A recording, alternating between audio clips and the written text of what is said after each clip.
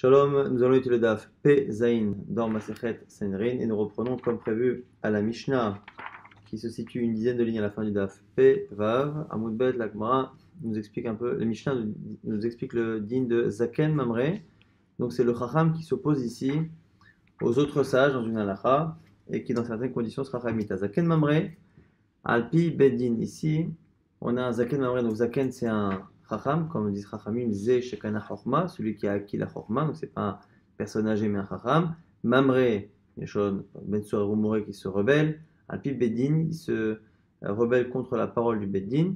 Chez les Mahar, comme c'est marqué, qui palait Mimecha Davala Mishpat, c'est un long verset qui dit là-bas que lorsque il y aura une situation qui justement sera sujet à discussion, et à la fin c'est marqué avec un tel alita la makan chez Hachem que tu te lèveras vers l'endroit que Hachem aura choisi, qui est une allusion au Beth Amikdash et au tribunal qu'il y a là-bas, parce que c'est marqué au Vatala Kohanim Alvim, vers la Shofet Hachayi Bayimemem, et tu iras voir les Kohanim, les Lévinim, les juges qu'il y aura dans cette génération, ce sont les sages qu'il faudra consulter à ce moment-là. Et il y a là-bas une mise à positive, Verasita Alpi Hadavar Hachayagidulecha. Tu feras exactement ce qu'ils te demanderont, ce qu'ils te diront de faire. Donc en fait, leur décision sera celle à suivre. Et du coup, et celui qui de manière volontaire fera en sorte de ne pas écouter ce qu'ils disent, à ce moment-là, cette personne-là, ou met ou cette personne-là devra mourir. C'est une allusion donc au Zaken Mamre. On nous explique comment ça fonctionnait. Shosha Batedinim Ayusham, il y avait 3 tribunaux à Yerushalayim. Donc, un qui était à l'entrée du Harabait, un qui était à l'entrée de l'Azara, et le dernier qui allait trancher définitivement, qui était à l'Ishkat Agazit. Ba'in, les échets al-Petach Harabait. D'abord, on allait voir celui qui était à l'entrée du Harabait. Veomer, et à ce moment-là, le fameux Chacham rebelle disait Kar darashti kar darshu chaverai. Comme ça, j'apprends les psukim, je déduis je commente les versets, et comme ça, différemment, les autres sages, mes amis, expliquent. Kar limativ, kar limdu chaverai, ou comme ça j'ai appris, comme ça ils ont appris. Im shom'o, omrim lahem, veim lav, ba'in lahem lotash al petach hazara. Si on l'écoute, lui, si on lui donne raison, tant mieux, sinon, on va voir encore le deuxième tribunal, donc celui qui est à l'entrée de la Hazara. Veomer, et là encore une fois le même discours, Kadashi, Kadashu Chaverai, Kalimati Vekar, Limdu Chaverai, Im Shom'o, Omrim Lahem, Veim Lav. Si on l'écoute lui, bah, tant mieux, sinon non, encore une fois, Elu Velu, Ba'in, le Bedin Agadol, chez Belishkat Agazit. À ce moment-là, on va voir le troisième tribunal de Jérusalem, celui qui est à l'Ishkat Agazit dans le Beth Amikdash, chez Mimeno Yotzetora Lechol Israël, qui est censé être l'endroit, ce tribunal de l'Ishkat Agazit, d'où vient la Torah pour tout le Ramisra, Shnema, Minam Makom, Hashem, de cet endroit que Hashem choisira, c'est une allusion au Beth Amikdash, et plus particulièrement ici, à l'endroit du tribunal. Haza, alors une fois que on a tranché contre lui, chaque tribunal a tranché contre lui, et le dernier le plus important, à ce moment-là, Hazal et Hiroshana Velimed Beder Shayalamed. S'il continue d'enseigner comme il enseignait auparavant, pas tour, on ne le met pas à mort encore. Pourquoi? Parce que ce qui est interdit, c'est pas d'enseigner simplement comment il a compris les versets, comment il a appris, mais c'est d'enseigner la halakha, ça veut dire de dire aux gens de faire. Vehimora la asot, si par contre il a enseigné les maaseh, faites ci ou ne faites pas cela, et là en désaccord avec ce que le grand tribunal finalement a tranché, là il est chayav. Shemar, comme c'est marqué, Vaish Shayase Bezadon.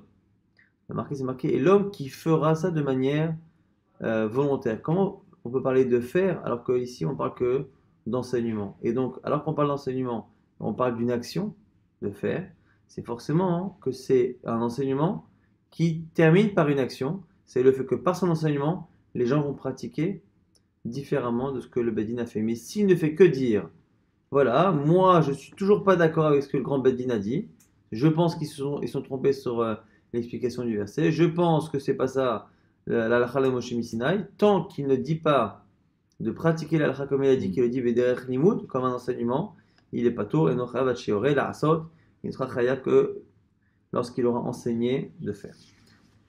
La Mishnah Tamim avec un dit qui nous dit que Talmid, celui qui est encore considéré comme étant un élève.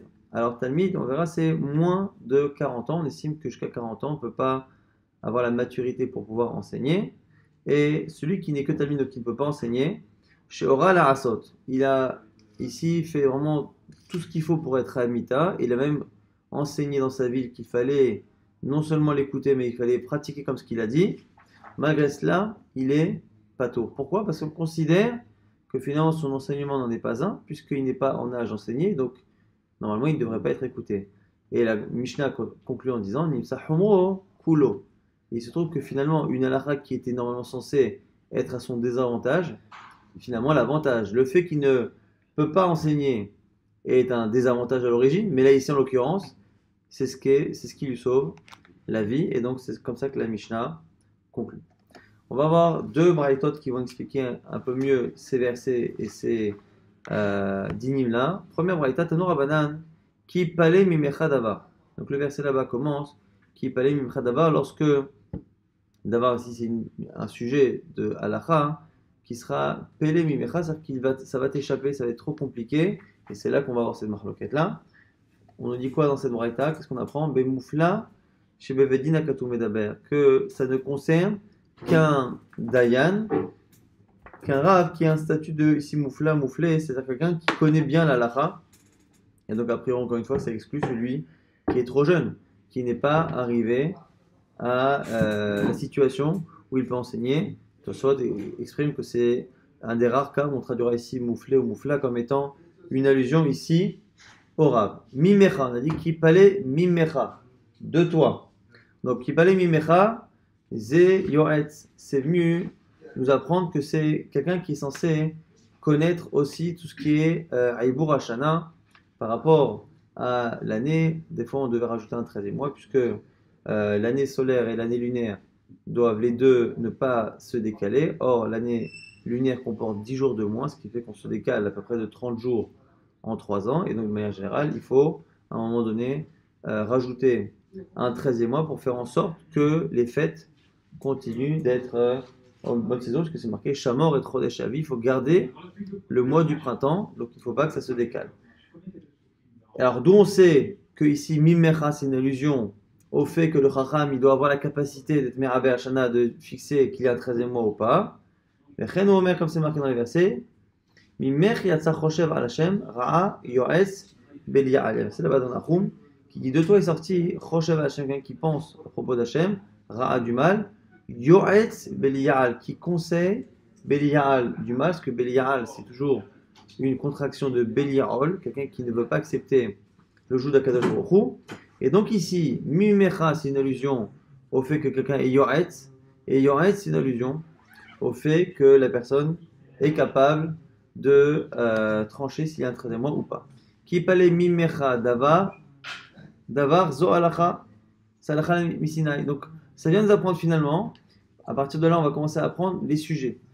Que s'il y a une discussion entre le fameux Chacham rebelle et son Beddin, puis à la fin le Beddin de l'Ishkat Agazit, que ça concerne Davar, donc c'est Al-Khalem Moshe Misinaï, que ça concerne d'Alachot de Nida, de Zava, qu'on verra par la suite, finalement, petit à petit, la Gemara va énumérer à partir de mots qui sont dans le verset. À chaque fois, elle va trouver des allusions au fait que finalement, les sujets, les uns après les autres, sont des sujets qui peuvent permettre de mettre à mort le Chacham qui se rebelle contre le Beddin. Donc, non seulement les sujets classiques, mais même d'avoir Al-Khala Moshe Misinaï, c'est-à-dire, il y a Al-Khala Moshe Misinaï, c'est-à-dire qu'il n'y a pas de source. Al-Khala Moshe Misinaï, nous dit Rambam, c'est quand on cherche le mécor d'une halakha, de toute façon, on cherche le mécor, d'où on sait cette halakha, on la sait. On sait que le hétrog, c'est le hétrog, on sait que c'est que. Mais on cherche. Des fois, on trouve. Quand on ne trouve pas, on dit halakha Moshe Misinaï. Sur halakha Moshe Misinaï, quand il y a un désaccord là-dessus, on a pu penser qu'on ne va pas le mettre à mort pour un truc pareil, comme un cheval que oui. La mishpat, ici la mishpat, zehadin. C'est une allusion ici à din, et Rashi nous dit c'est quoi din? Din, c'est Xerashava. Dans les 13 manières de déduire des halachot, des psukim de la Torah, il y en a qu'on appelle Xerashava, le fait qu'un mot, qu'une expression soit marquée à un endroit de la Torah à un autre endroit, même si les deux parachiotes qui comportent ces mots n'ont aucun rapport. Nous, on a une Kabbalah, la Chalem Moshe Misinaï là aussi, plus ou moins, que les deux sujets finalement ont un lien halachique, c'est-à-dire qu'on transpose la halachot de l'un à l'autre parce que l'expression on ne peut pas le faire partout parce qu'il y a plein de mots qui sont répétés plusieurs fois dans la Torah. Donc même par rapport à Ngzera Shava. Ben dam les dames, la suite du verset qui parlait, Mimchadava la mishpat, ben dam les dames, ou ben les din, ou ben nega les nega, et roulé, dam les dames, entre le sang et le sang, ben dam nida, ben dam leda, ben dam ziva, que ce soit finalement une marloquette entre le chacham et les autres, au sujet du sang de nida, au sujet du sang de leda, d'une femme qui a accouché, dam ziva ou d'une femme qui est zava, quoi qu'il arrive, s'il y a une discussion par rapport à cela, quoi qu'il arrive, on mettra à mort le chacham.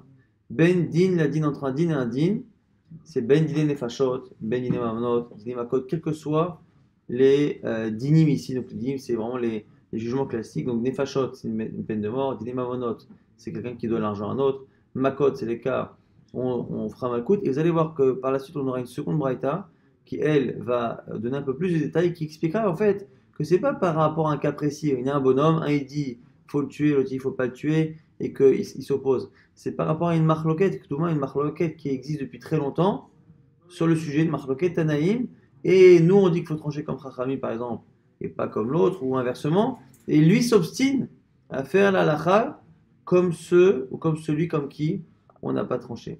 Ben nega, les nega, entre une tâche et une tâche, donc c'est nega tsarat. Pourquoi on dit entre nega et nega? C'est qu'il y en a plusieurs. Niga Adam, les tâches de tsarat sur l'homme. Nigra batim sur les maisons, Nigra gadim sur les habits. Divré à la fin, Divré rivot bisha'arecha, c'est marqué à la fin. Divré elu haramim va'achim va'ekdeshot.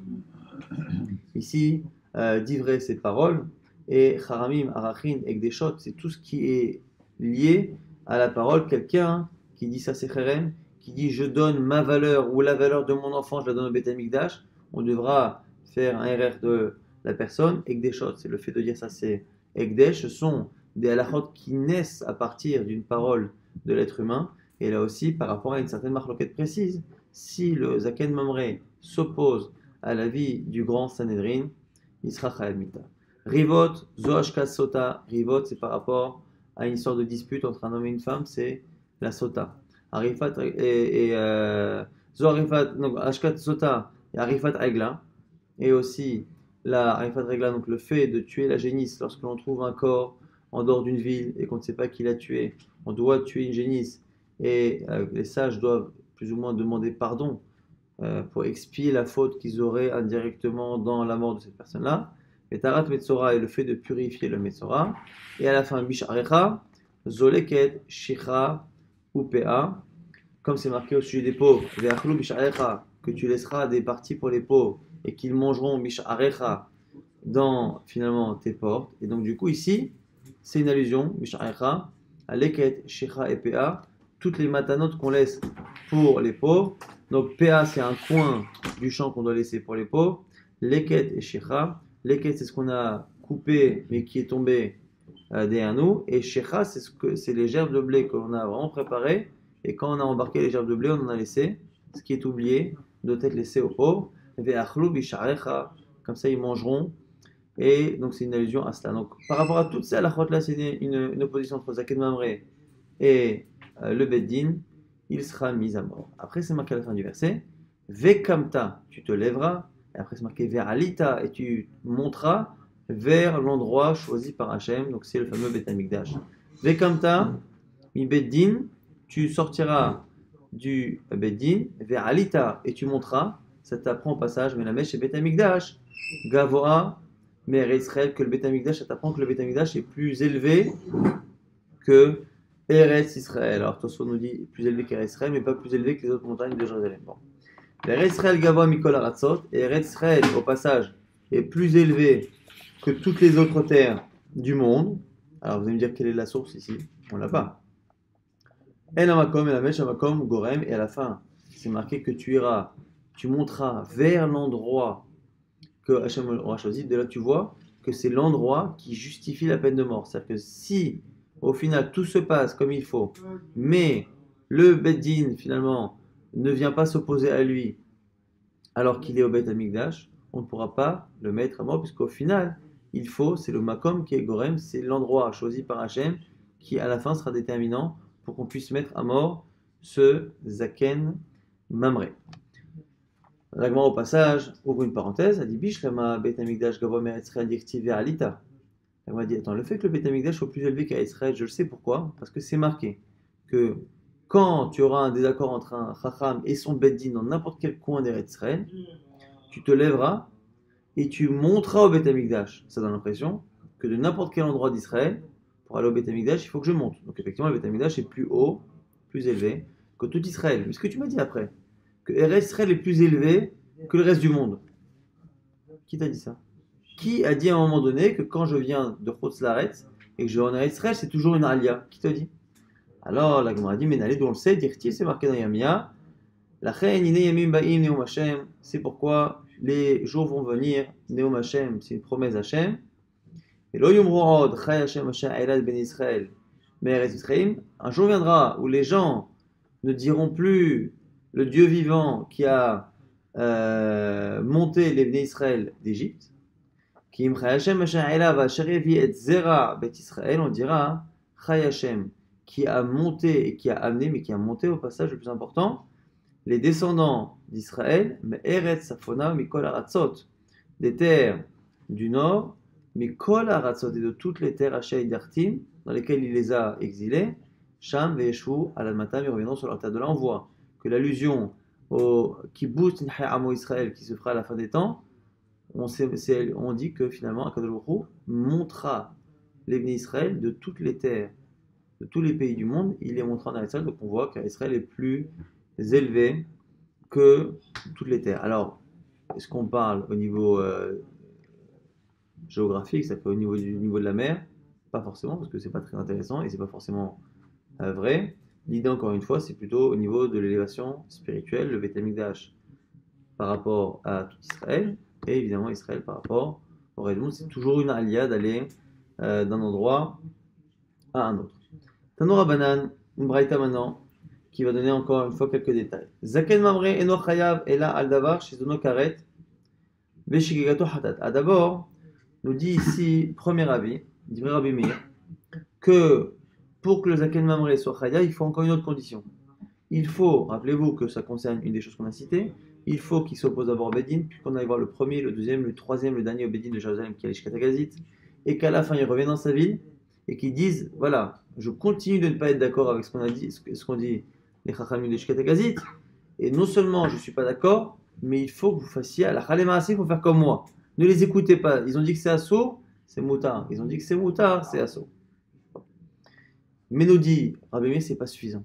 Il faut que l'erreur que les gens vont faire à cause de lui, il faut que ce soit quelque chose qui soit passible d'un korban khatat, s'ils l'ont fait de manière involontaire, et s'ils l'ont fait de manière volontaire, chayav karet, de retranchement de l'Arm Israël. Si c'est une avera qui est moins grave, qui est juste simplement interdite dans la Torah, un lave, à ce moment-là, on ne met pas à mort le Zaken Mamre. Rabbi Yehuda Omer, Rabbi Yehuda n'est pas d'accord. Il dit non. Al-Davar Shekaro Midivre Torah Perusho Midivre Sofrim. Pas du tout. À partir du moment où c'est une halakha qui est marquée dans la Torah, simplement elle est mentionnée dans la Torah, alors la discussion elle porte forcément sur l'explication de Chachamim. À partir du moment où c'est marqué dans la Torah, que ce soit karet, chamita, khatat, lave, n'importe quoi, c'est marqué dans la Torah, c'est mis dans la Torah, c'est un lave, c'est un assez dans la Torah. À partir du moment où c'est marqué dans la Torah et que les Chachamim ne sont pas d'accord et que lui vient s'opposer, il est chamita. Rabbi Shimon de plus en mer, afilou digdouk echad mi digdouke sofrim. Il dit non, lui-même un détail, c'est-à-dire même une manière d'apprendre dans les 13 midot que la Torah est nidreshet avec ses 13 midot, il sera chamita. Donc on a ici 3 niveaux de gravité. Selon Rabbi Meir, on ne peut le mettre à mort que si son enseignement a provoqué un issour karet. Selon Rabbi Yehuda, il faut que ce soit vraiment sur un pirouge de Chachamim de la Torah, mais a priori pas un petit détail. Selon Rabbi Shimon, même un détail. La Gemara va expliquer pourquoi chacun s'oppose à l'autre. Maïtamad Rabbi Meir, pourquoi selon Rabbi Meir il faut karet? Lui, il fait une Xerasha Gamar, Davar, il apprend Xerashava du mot Davar. Chez nous, on a marqué encore une fois, Tibacha, dans notre paracha, qui parlait, Mimechad Davar la Mishpat. Lorsqu'une Davar sera sujet à discussion, Davar, c'est ça le sujet.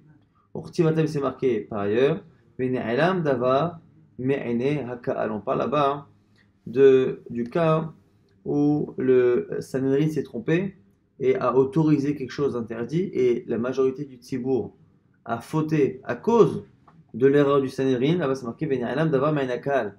Le Kaal, l'assemblée, n'a pas su, a fermé les yeux, n'a pas été au courant de l'erreur du Kaal. Et là-bas, Malehalan davar shechaz no karet. Al shigato hatat. Là-bas, ça parle de quelque chose qui est chayat karet de retranchement. Afkan chez nous, davar shechaz no karet. Al shigato hatat, ça parle de quelque chose qui est chayat de retranchement de karet si on le fait de manière volontaire. Et hatat si on le fait de manière involontaire. Ça, c'est la Gzar Shava de Rabbi Meir, du mot davar qui est marqué chez nous, à partir du mot davar qui est marqué dans le par de Aïlam Dava. Rabbi Yehuda maintenant dit quoi? Al Pia Torah Shayorucha, un Deika Torah Veyorucha. Comme c'est marqué à la fin de cette paracha, c'est marqué tu feras en fonction de la Torah qui t'auront enseigné. Torah, c'est Torah Shibirtav, qui t'auront enseigné, c'est la Torah de Chachamim. À partir du moment où les Chachamim commentent une halakha qui est écrite dans la Torah, Torah Shayorucha, dès qu'ils s'opposent, il rentre exactement dans le cadre de la paracha, donc il n'y a pas besoin d'aller chercher karet, comme dit Rabbi Meir. Rabbi Shimon va plus loin, il dit quoi? C'est marqué, tu feras la chose qu'ils te diront depuis l'endroit qu'aura choisi Hachem, le fameux endroit qui est Beth Amikdash, on le répète, toutes choses qu'ils t'ont dit, Afilu Kol Deu, et de fait de dire la chose qu'ils t'ont dit, ça donne l'impression finalement qu'à partir du moment où il y a une parole de Chachamim quelconque, même sur un petit détail d'une des 13 midot, il sera Amale Ravuna Bachinina le Rava. Ravuna Bachinina dit à Rava, Tirgemali le Haïm Matnita Aliba de Rabbi Meir. Explique-moi la Braïta selon Rabbi Meir. Amale Rava, Papa Rava a transposé la demande à Rav Papa pour que Targemali va lui expliquer cette Braïta. Et donc là, c'est cette fameuse Braïta qu'on va expliquer en détail maintenant selon Rabbi Meir. Qui palait ce qu'on a dit tout à l'heure, le début, lorsqu'une chose va t'échapper, mais moufla, Shebevadina, Katou Medaber, on parle encore une fois d'un chacham qui est en âge de pouvoir enseigner.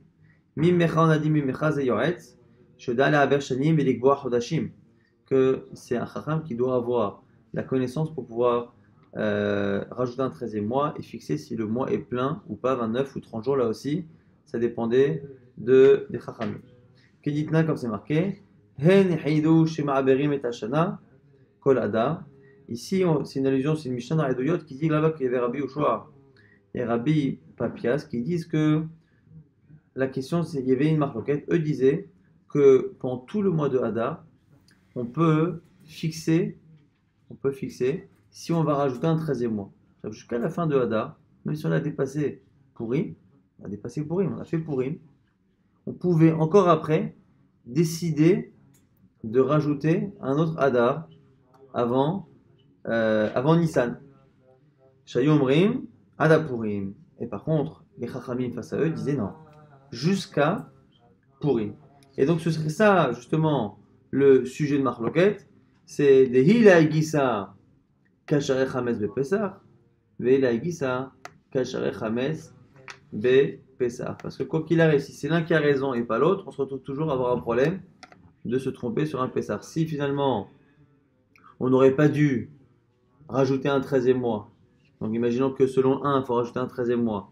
Et selon l'autre, il ne faut pas. Donc s'il ne fallait pas rajouter le 13e mois, alors que finalement, on l'a rajouté, c'est-à-dire que Pessar, c'est tout de suite. Et alors que tout le monde croit que c'est Hadar à cause de ce Zaké de Mamré, finalement, les gens vont manger de la matzah en pensant qu'on est Hadar Sheni, Hadar Bet, et finalement, c'est Pessar. Et de l'autre côté, c'est l'inverse. Si finalement, on aurait dû justement faire Hadar, lui il dit que c'est Pessar, donc ils vont se retenir de manger de la matzah, du Chametz un mois avant, et en fait c'est le mois d'après où ils vont se tromper. Donc je dis la Gemara, c'est que quoi qu'il arrive, Mimanacha, on va avoir un souci, c'est qu'il va y avoir un problème ici de Chametz de Pessar. Tosfot, assez facile ici, Deila et Gissa pose une question, dit qu'attends, il y a un problème parce que cette marque entre Rabbi Ushua là-bas, Rabbi Papias et Chachamim, est-ce que les Khatrila ont fait ce truc-là là, de rajouter un 13e mois après Purim ou pas? C'est une marque. Est-ce que les Khatrila, c'est bien de le faire? Si le Rav demande si on le fait ou pas, un il dit écoute, tu as jusqu'à la fin Hadar, Et Chachamim te diront non, tu as jusqu'à Purim. Mais quoi? Mais si ça a été fait, nous dit Tosfot, il n'y a pas de question. Si ça a été fait, tout le monde est d'accord que ça fonctionne. Et donc, si finalement on a été Meraber le mois, il n'y aura pas de marloquette entre Rabbi Ushua, Rabbi Papias et Chachamim si finalement il faut écouter ou pas. Et donc, où est-ce que tu vas arriver à bouffer du Hametz à Pessah? Et Tosfot reste sur la question. Tosfot n'a pas l'air d'avoir la réponse. En tout cas, la Gemara dans ça. Davar, Zé Alakha, on a dit, c'est Alakha la Moshe Missinai. Alors, exemple, je ne sais pas si c'est un exemple ou si c'est le seul cas, mais a priori, il n'y a pas de raison que ce soit un seul cas. Exemple d'Alakha la Moshe Missinai. Il chot ahad asa, les halachot du 11e jour. Alors, petite introduction pour les halachot du 11e jour. Dans la Torah, il y a deux problèmes d'impureté liés à un écoulement pour une femme, ce qu'on appelle Zava et ce qu'on appelle Nida. Comment ça fonctionnait? Aujourd'hui, c'est un peu compliqué. Enfin, on a simplifié plutôt. On a fait en sorte que tout écoulement d'une femme est considéré comme étant Zava, dans le doute, et donc du coup, c'est 7 jours. Mais à l'époque, avant que les femmes prennent cette Khomra sur elles, à l'époque, c'était plus compliqué. Pourquoi? Parce que, à la Chala Moshe Sinai, déjà première chose, c'est qu'il y a un temps dans le mois de Zava qui est 11 jours. Ce qui veut dire que si une femme est pendant ces 11 jours-là, elle interprétera un écoulement qu'elle verra comme étant un écoulement de Zava. Alors, en fonction qu'elle le voit une fois, deux fois, ou qu'elle le voit pendant 3 jours de manière continue, elle s'appellera Zava Ktana ou Zava Gdola. Okay. Petite Zava ou grande Zava. Ça, c'est pendant les 11 jours. Dès qu'elle sort de ces 11 jours, elle rentre dans une période potentiellement Nida. Et pendant cette période potentiellement Nida, lorsqu'elle a un écoulement, elle aura le statut d'une femme Nida. Et donc, en général, c'est le temps de l'écoulement, ou 5 jours, mais les 7 jours, c'est par rapport à Zava. Ça, c'est le din qu'il y avait dans la Torah, et la complexité qu'il y avait à l'époque, c'est que finalement, c'est un système qui n'est quasiment jamais interrompu. Ce qui demandait finalement aux femmes d'être tout le temps concentrées, depuis leurs 12 ans, vitam et tanam, concentrées sur dans quelle période elles étaient. Elles devaient garder un cheshbon constamment, et même après un accouchement où il y a une période d'impureté de 7 ou de 14 jours suivie d'une période de pureté de X temps, il fallait exactement savoir quand est-ce que ça se terminait pour reprendre le compte de Zava et Nida, d'où le problème compliqué, comme c'est marqué au début de Masechet Brachot, que David Ameller, il dit, n'est-ce pas que je suis chassid parce que j'essaye de faire la différence entre ce qui est un effet et ce qui n'est pas un effet. Pourquoi c'est important de savoir si la femme qui a fait une fausse couche, l'enfant a plus ou moins de 40 jours? Parce que s'il a plus de 40 jours, c'est un accouchement. Si c'est un accouchement, il y a toute la période de pureté et d'impureté, et ce n'est qu'après qu'on commence à faire Zava et Nida. Alors que si c'est moins que cela, ça reste finalement rien du tout, et donc elle reste dans le compte de Zava et Nida d'avant. Et encore une fois, le problème de ce compte-là de Zava et Nida, c'est que même quand on a un doute, même quand la femme s'est trompée, des fois quand le mari partait, que la femme ne faisait pas attention, ou qu'elle s'est trompée, elle ne sait pas si l'enfant a plus ou moins de 40 jours, on ne peut jamais régler le problème en étant marmi. On ne peut pas dire, écoutez, voilà, comme on ne sait pas, madame, vous allez être Zava pendant 1 mois, pendant 6 mois, pendant 1 an. Ça ne marche pas, pourquoi? Quoi qu'il arrive après, on va reprendre. Et si on reprend avec un décalage, on finira toujours à un moment donné par statuer mal et arriver à autoriser ce qui est interdit. Et donc c'était tellement compliqué que c'est pour ça que c'est marqué à la fin de Masechet Nida. Je crois que c'est bizarre qui dit que les notes Israël, elles ont pris sur la Khumra. Que c'est la seule Khumra qu'il y a à faire, c'est quoi? C'est de considérer tout comme étant Zava. C'est la seule manière. Et donc de dire finalement qu'on est définitivement dans une période de Zava parce que les femmes n'arrivaient plus à tenir ce compte-là. Et c'est ça qu'on dit que Pithanida, c'est Goufa Alachot. C'est ça la majorité d'Alachot parce que c'était Kinin et Pithanida, c'était les situations de Sfekot les plus complexes. En tout cas, par rapport à cela, alors j'ai oublié de préciser, donc on a 11 jours de Zava. Et dans ces 11 jours, on fait une distinction entre les 10 ou 9 premiers jours et le 11e. Le 11e, elle ne sera impure qu'un jour. Elle n'aura pas un statut de Zava définitif. La question maintenant, c'est le 10e jour. Est-ce que le 10e, il est comme le 11e et c'est qu'un jour? Ou est-ce que le 10e, il est comme le 9e? Donc les 9 premiers jours, tout le monde est d'accord que c'est un statut de Zava classique. Le 11e, il n'a pas. Et le 10e, c'est une marloquette. Deitma, Asiri Rabbi Yochanan Amar Asiri Keteshaïr. Rabbi Yochanan dit que le 10e, c'est comme le 9e. Rabbi Shimon ben Akish Amar, Asiri, Keachadasa. La Gemara explique un peu leurs avis. Rabbi Yochanan Amar, Asiri, Kitshei, Matishei, Bae Shimur, Af, Asiri, Bae Shimur. Donc ici, ce qu'il nous dit, c'est que, de la même manière que le 9e jour, ça provoque un jour en plus dans le compte, pareil pour le jour 10. Shakish Amar, Asiri, Kachadasa, sur Shakish, le 10e, c'est comme le 11e. Mahadasa, Loba et Shimur, Af, Asiri, Loba et Shimur. La mère que le 11e jour, il n'y a pas besoin, 11e jour, elle attend le soir et elle sera pure. Pareil pour le 10e jour. Dans ce genre de discussion-là, si on tranche comme l'un et que le Zaken Mamre s'oppose et tranche comme l'autre, à ce moment-là, il sera Khamita. Alors, encore une fois, c'est un exemple de Halakha Moshe Mizrahi, mais peut-être qu'il y en a d'autres. Maintenant, Mishpat. On a dit Mishpat, Zéadin. C'est quoi dit? C'était Gzera Shava. Ah, c'est quoi Gzera Shava? Exemple. Alors là aussi, il y en a plein de Gzera Shava. Mais qu'est-ce que le Gzera Shava que la Gemara ici veut dire? C'est quoi? C'est din bito manusato. Alors pourquoi encore une fois on trouve des exemples hein? C'est parce que la Gemara a demandé à Rava, et Rava a transmis à Rav Papa, d'expliquer la Braïta selon Rabbi Meir, c'est-à-dire trouver dans tous les cas qu'on a cités, c'est-à-dire Halakha Moshe Mizrahi, Gzera Shava, Mishpat, Din, tout cela, il faut trouver à chaque fois des cas qui correspondent à l'avis de Rabbi Meir, puisque selon Rabbi Meir, on ne peut mettre à mort le Zaken Mamre que s'il y a une conséquence de karet. Donc c'est pour ça qu'à chaque fois on va trouver au moins un exemple de karet. Il y en a peut-être d'autres, mais au moins un exemple de karet. Selon Rabbi Uda, je crois que c'était Rabbi Shimon à la fin, quoi qu'il arrive, à partir du moment où il y a un désaccord par rapport à la moindre chose, il n'y a pas de chéla, on le met à mort. Mais selon Rabbi Meir, il faut trouver à chaque fois du karet. Alors, c'est quoi là-bas?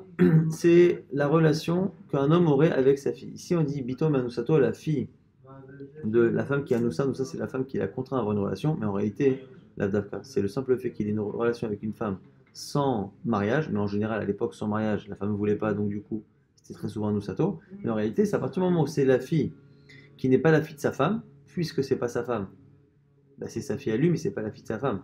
Donc dans la Torah, on parle de la fille de sa femme. On n'a pas le droit de toucher à la fille de sa femme. Avant même que ce soit notre fille, Birchal. La fille de notre femme, elle est interdite. On n'a pas le droit de toucher à la fille de sa femme. Maintenant, dans le cas où elle n'est que sa fille à lui, mais elle n'est pas la fille de sa femme, puisque la femme en question n'est pas sa femme. D'où on sait alors. Amarava, Amar li Rabbi Yitzchak bar Avdumi. Rabbi Yitzchak bar Avdumi a dit Atia hena hena, atia zima zima.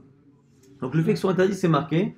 Simplement, quelle est la sanction que l'on applique à cet homme qui a une relation avec sa propre fille? D'où on sait qu'on le met à mort par srefa, par le feu, qui est une des sanctions les plus graves. On l'apprend de Hena Hena, Zima Zima. Alors ici en fait on a trois parachutes. On a une paracha qui parle d'un homme qui a une relation avec sa belle-mère. Après on a une paracha qui parle de la relation avec la fille de sa femme. Et après celui qui a une relation avec sa propre fille. Et on a une double finalement Gzera Shava. C'est marqué Ervat Bat Bincha. Ervat bat bincha bitecha lot egale ervatan ki ervatana. Donc il dit c'est marqué là-bas, tu ne toucheras pas à la erva de la fille de ton fils, la fille de ta fille, tu ne dévoileras pas donc leur nudité, qui ervatecha henna, car c'est ta nudité, henna. Donc on a ici l'expression de henna. Ça c'est pour sa petite fille, on ne sait pas encore que c'est sa fille, on va la prendre au passage. Ervat isha obita lot egale. Et bat bena et bat bita lot ikar legalot ervata, shara henna zimahi. Là-bas, on parle d'un homme qui touche à la fille de sa femme ou à la petite fille. Et là-bas, c'est marqué Hena. Donc déjà, avec ce Hena qui est marqué avec la fille de ma femme, Hena qui est marqué avec ma petite fille, déjà on apprend que la sanction sera la même, et surtout, de la même manière que pour sa femme, c'est à la fois les petits-enfants de ma femme et à la fois les enfants de ma femme, quand pour moi-même c'est marqué mes petits-enfants, c'est aussi mes enfants. Pourquoi? Parce qu'on peut apprendre l'interdit par Kalvachomer, mais une sanction par Kalvachomer, on ne peut pas l'apprendre. Si déjà les petits-enfants, c'est Chad Mita, a fortiori l'enfant, on ne peut pas dire. Donc du coup, c'est Hena Hena. Maintenant, le type de sanction dont on l'apprend de l'expression Zima, qui est marquée dans les enfants de ma femme, et qui est marquée aussi dans le cas de la belle doche. Le Ishesha Ikar et Isha Vetima, celui qui touche à une femme et à sa mère, et à la mère de cette femme, Zimahi, c'est pas marqué Hena. Donc Zima, c'est marqué dans la belle-mère. Et Zima, c'est marqué dans la belle-fille.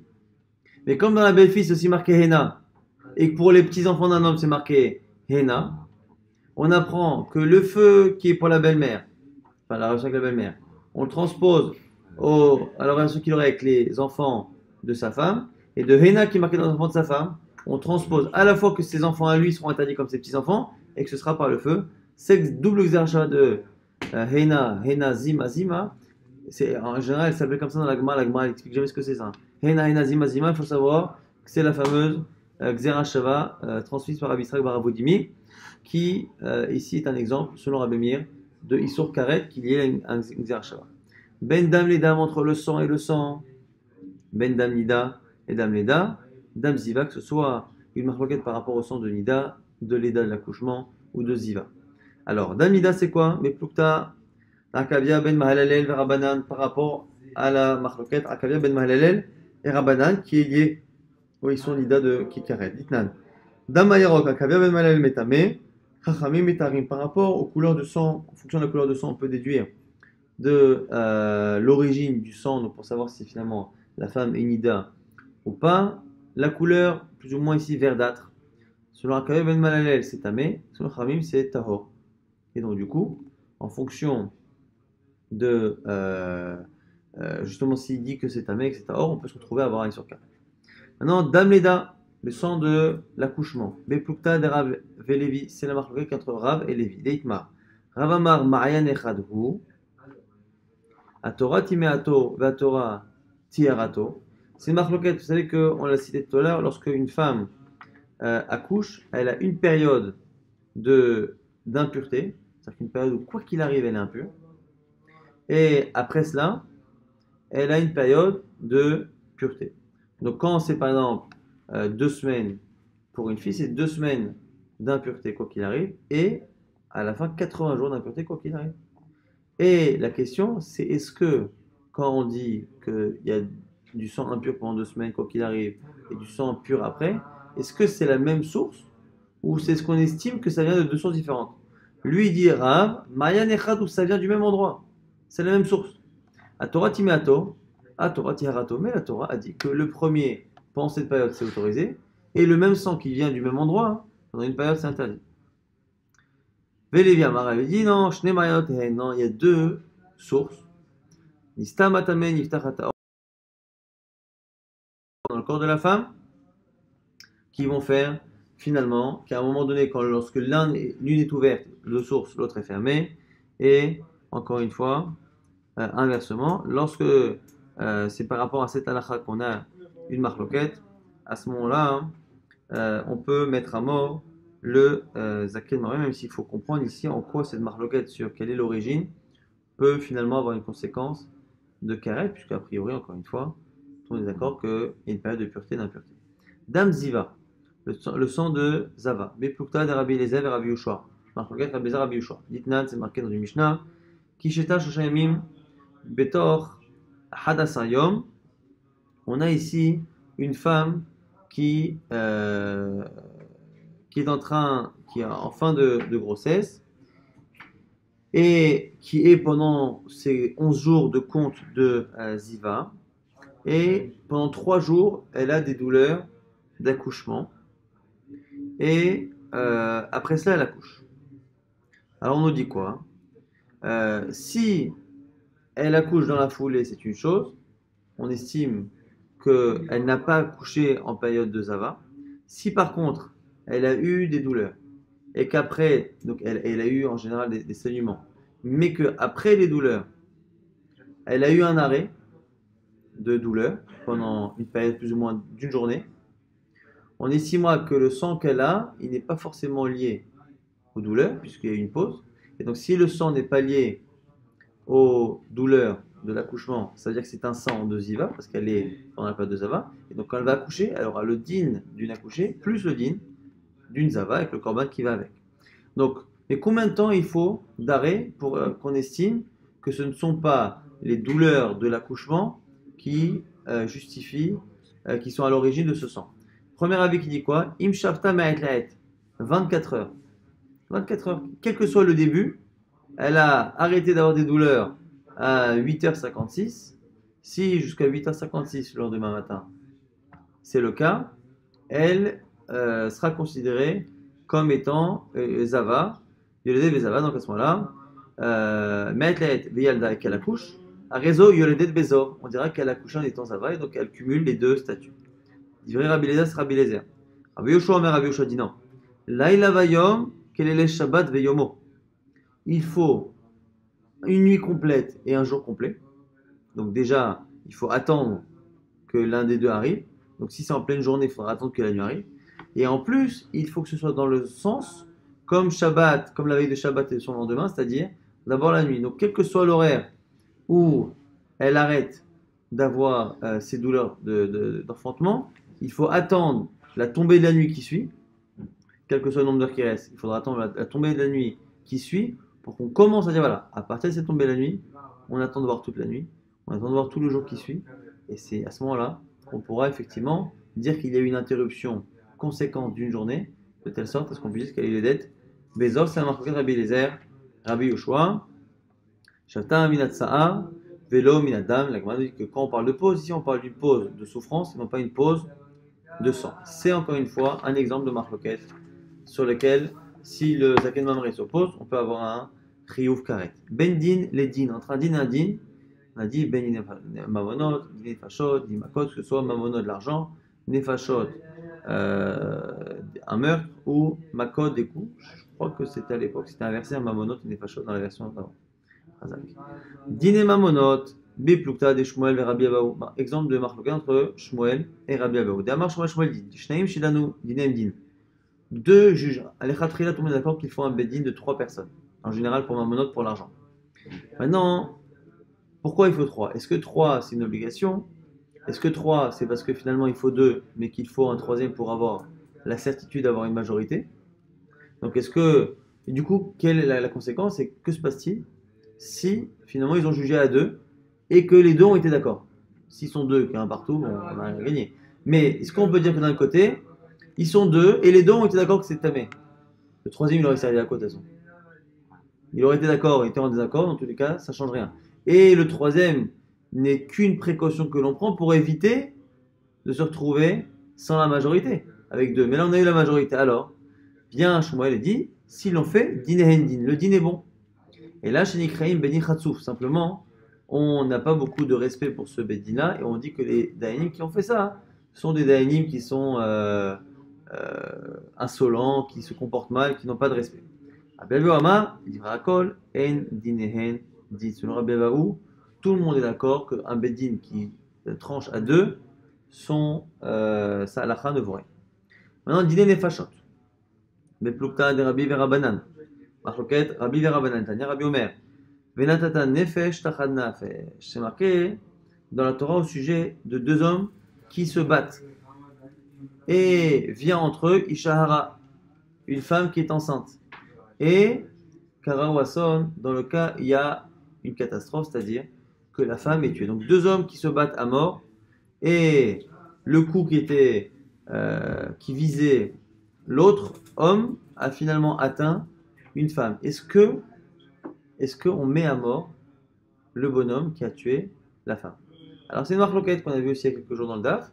Est-ce que on part du principe que puisqu'il a voulu tuer et qu'il a tué, on le met à mort? Ou est-ce qu'au final, comme il n'a pas tué la personne en question qu'il voulait, il n'est pas mis à mort, puisque très souvent on demande vraiment qu'il y ait une sorte de kavana jusqu'au bout, ve'aravlo, ve'kamralav, il fait un guet-apens et il se lève contre lui. Rabbi Omer, Natan nefesh tachad nafesh.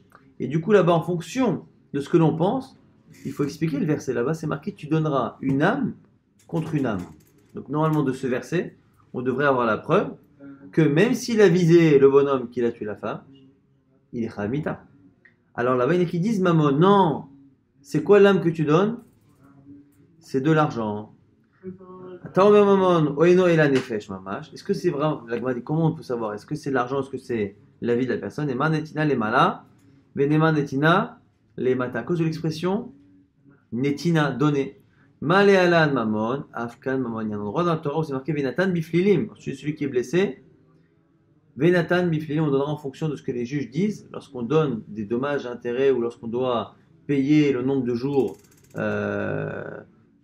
où la personne ne peut pas travailler lorsqu'elle est blessée. Venatan, biflim là-bas, Nathan, c'est une allusion à l'argent. Chez nous aussi, quand on dira tu donneras une âme contre une âme, ce sera aussi de l'argent. Au passage, l'idée aussi est de dire qu'on ne peut pas, quand on parle de tuer quelqu'un, on ne peut pas dire Venatan. Venatata, tu vas donner une âme contre une âme, tu ne donnes pas une âme. Quand tu tues quelqu'un, imaginons qu'il a tué la femme, qu'est-ce que tu fais? Toi, tu dis qu'il faut tuer le bonhomme. Et quand tu tues le bonhomme, tu ne donnes pas une âme, à qui tu donnes cette âme? Donc Netina, c'est à chaque fois, souvent Netina, au passage, je crois que c'est un Michel Chokma qui explique ça, il y a deux passages dans la Torah où les Chachamim parfois se permettent de lire à l'envers du Pshat. Lifna Ever le Titan Mirchol, tu ne mettras pas une embûche devant un aveugle. Les Chachamim dans la Chad disent non, si tu mets une embûche devant un aveugle, c'est pas bien, mais c'est pas ça le Issur. Le Issur, c'est de proposer quelque chose d'interdit à quelqu'un. Ah, mais comment on peut sortir le pshat? En un principe, à un moment, on ne change pas le pshat, on peut rajouter, on ne change pas, parce que c'est marqué là le titen. Titen. Quand tu creuses un trou devant un aveugle, tu lui donnes rien. Quand c'est marqué le titen, c'est qu'on parle de quelqu'un qui donne quelque chose. Quand je donne un verre de vin à un nazir, je lui donne quelque chose. Je lui donne un verre de vin et je lui donne aussi l'occasion de fauter, mais je lui donne quelque chose. Et pareil aussi, pour œil, dent pour dent, le fameux talion, c'est l'autre passage là aussi où on n'applique pas le talion selon tout le monde, c'est toujours de l'argent, parce que là-bas aussi on parle de netina, de donner, et donc là aussi c'est toujours venatan bifilim, si on donne, c'est que c'est de l'argent, on donne quelque chose. Dîner makot, en quoi dîner makot on peut se retrouver à avoir une marloquette sur laquelle si le zaken mamré s'oppose, on peut avoir un chiyuv karet, mais plukta de Rabbi Ishmael de Rabbanan. La marloquette Rabbi Ishmael Rabbanan, ditnan, c'est marqué dans le Mishnah, makot, si on doit juger de quelqu'un est-ce qu'il doit recevoir les 39 coups, Bishlosha, premier avis qui dit quoi? Chachamim, qui disent qu'il suffit de 3 juges pour pouvoir déterminer si la personne doit prendre 39 coups si elle a transgressé un lave de la Torah.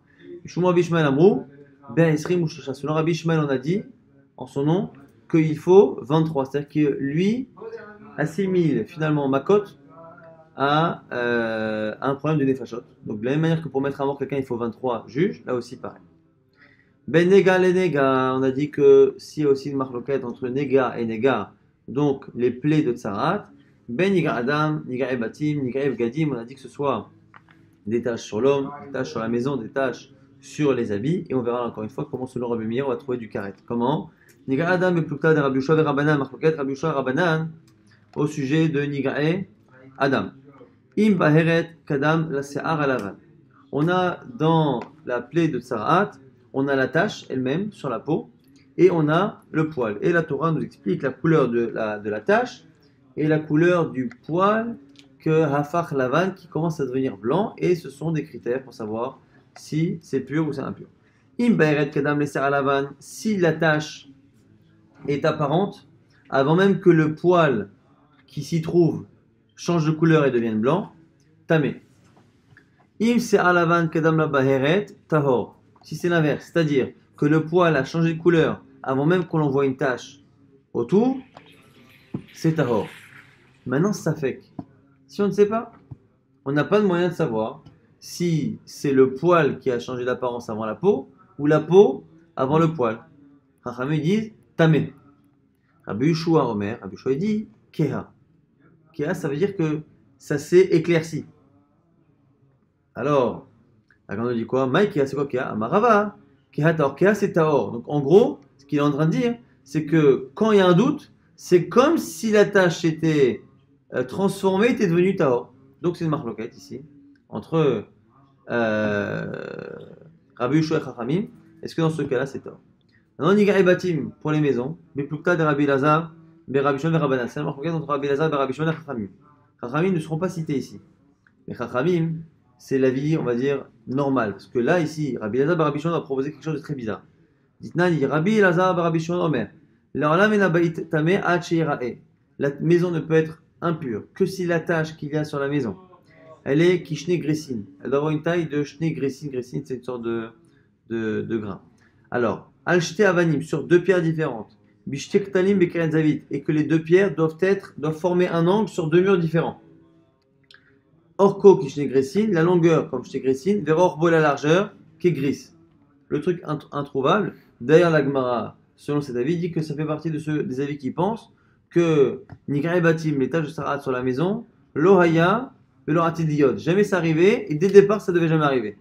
Pourquoi? Parce qu'on a choisi une situation quasiment impossible, un peu comme Ben Soromoré, c'est dans cette suga là-bas que l'Agma dit, c'est là aussi une assertion de certains à Buda. Si jamais arrive, ça n'arrivera jamais. Pourquoi? Parce qu'on dit qu'il y a des tonnes de conditions. Il faut que le père et la mère se ressemblent physiquement et la même voix, ce qui peut paraître effrayant. Et en plus, l'Agma nous dit que selon certains, il faut absolument que ce soit les deux parents qui l'emmènent à l'échafaud. Quoi. Que si les deux parents ne veulent pas le tuer, l'Agma dit maintenant, est-ce que tu crois que même si on dit que l'enfant est foutu, au final, l'enfant, qu'est-ce qu'il a fait? Il a simplement volé à ses parents et il a bouffé de la viande et bu du vin. Est-ce que tu connais beaucoup de parents, toi, qui vont emmener leur enfant à la peine de mort parce qu'il a bu du vin? Et donc, du coup, la Gemara dit là aussi, si jamais arrive, ça n'arrive jamais. Ça, c'est Rabbi Lazar. Ben Rabbi Shimon, Chachami, évidemment, ne demande pas tout cela. Maïtamad Rabbi Lazar, Rabbi Shimon, la Gemara dit d'où il sort tout ça, lui? Ktiv Kir ou Ktiv Kirot. Au sujet de la plaie qu'il y a sur la maison, c'est marqué dans un verset Umar en Shafal Minakir. Et l'apparence de la tâche là-bas, elle apparaît sur quoi? Minakir, sur le mur, au singulier. Urtiv, c'est marqué par ailleurs, Veine Negar, Bekirot Abaidi, voici que la tâche, elle est sur les murs de la maison. Comment ça peut être sur un mur et sur des murs? Et Zeokir, Kikirot, comment un mur peut être plusieurs? Omer, Zekir David, c'est exactement dans un coin, dans un angle, donc il faut que le sol sur un coin, sur deux pierres, et que ça fasse une certaine taille de longueur, de largeur. Bon, le truc quasiment impossible. La Gemara après expliquera pour Nigre et Abgadi, mais on laissera ça pour le DAF